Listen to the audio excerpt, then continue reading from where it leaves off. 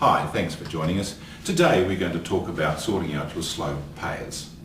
A friend of mine today was telling me about his business and how many of his debtors were residing in the 60 and 90 day category, and how terrible he felt about it and how powerless he felt in his business because of all this money tied up in those debtors.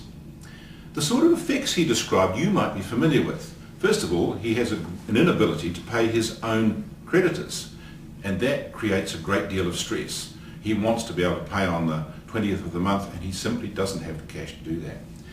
He has to borrow money to operate his business, so accordingly he's paying interest on these debtors that are sitting out at 90 days. And he has to make a lot of extra sales in a year just to meet the interest payments that he's incurring.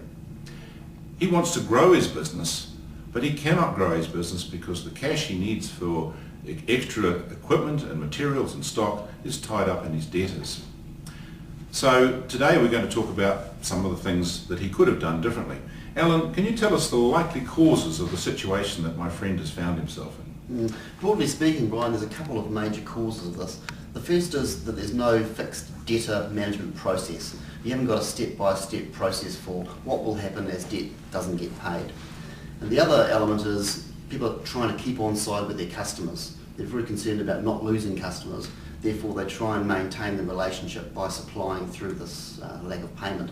This, of course, is actually a false relationship, because if people aren't paying you, you've got to ask the question as to whether you really want them on the books at all. This situation can be prevented at the very beginning, before this all starts, by simply setting out some very hard and fast rules for clients that everybody understands.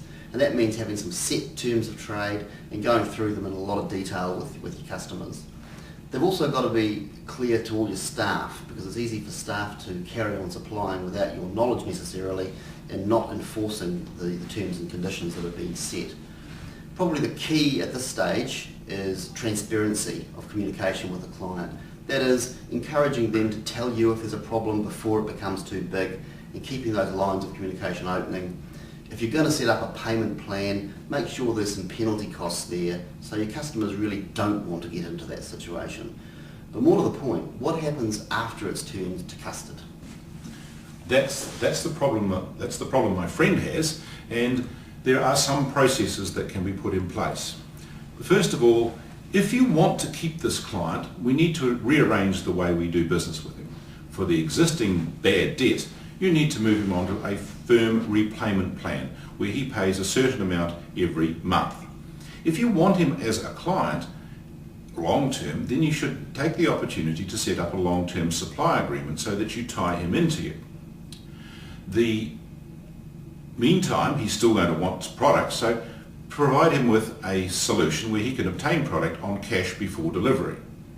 You might even sweeten the pie a little by offering him a percentage discount on that cash price, and that percentage discount it could be applied to the debt so that it reduces the debt by a small amount, or it could simply reduce the buy price of the existing product that he's paying for in advance.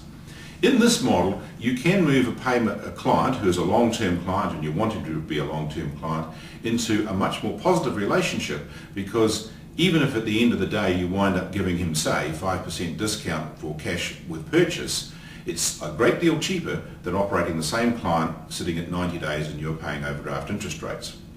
Above all, when you're dealing with clients in this situation, you've got to be bold, you've got to be prepared to stop supply, but at the same time you've got to maintain the customer relationship.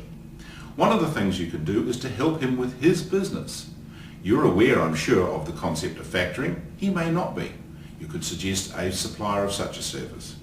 There is any amount of professional advice, and you can suggest people who could help this client of yours with some professional advice.